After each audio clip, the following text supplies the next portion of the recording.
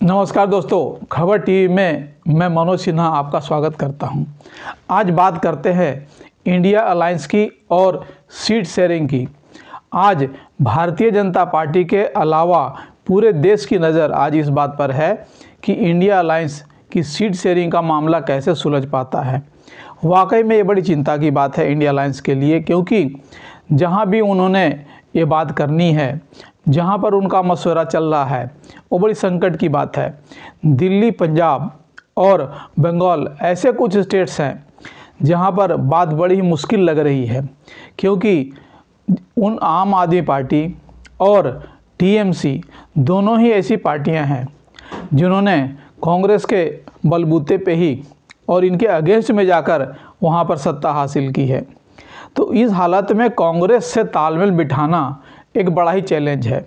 और फिर इनकी दूसरी पंक्ति के जो नेताओं के बयानबाजी होते हैं, जैसे अधीर रंजन चौधरी के, कुणाल घोष की, तो वो भी बड़ी ही मुश्किल पैदा कर रहे हैं।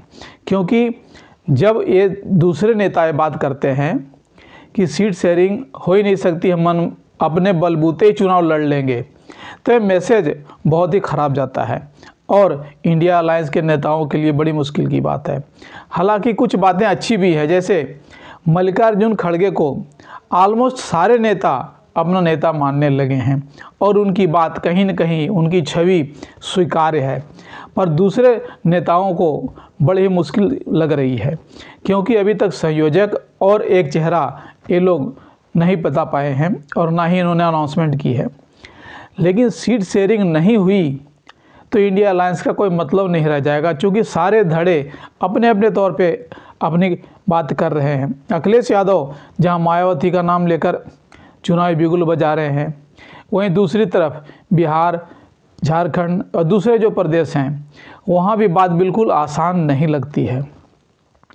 अब मुश्किल इस बात की है, इंडिया अलायंस का जन्म ही हुआ था कि सीट शेयरिंग करेंगे और इकट्ठा चुनाव लड़ेंगे। उनकी मजबूरी भी है, क्योंकि सभी जानते हैं कि भारतीय जनता पार्टी से टकराना इतना आसान नहीं है, क्योंकि उन्होंने हाल में देख लिया है जो विधानसभा के चुनाव हुए उसमें किस तरह भारतीय जनता पार्टी ने उनको बुरी तरह से पटकनी दी है। अब बात यह निकल कर आ रही है कि अगर इनके सीट शेयरिंग के फार्मूले पे जो वोट प्रतिशत पे जो बात कर रहे हैं कि पिछले चुनावों में कितने वोट प्रतिशत आए थे या सेकंड रनर अप कौन रहा था, उस आधार पे अगर कोई बात बनती है तो शायद कोई रास्ता निकल पाए। बहरहाल चर्चाओं का दौर जारी है। फिर मिलते हैं, तब तक धन्यवाद।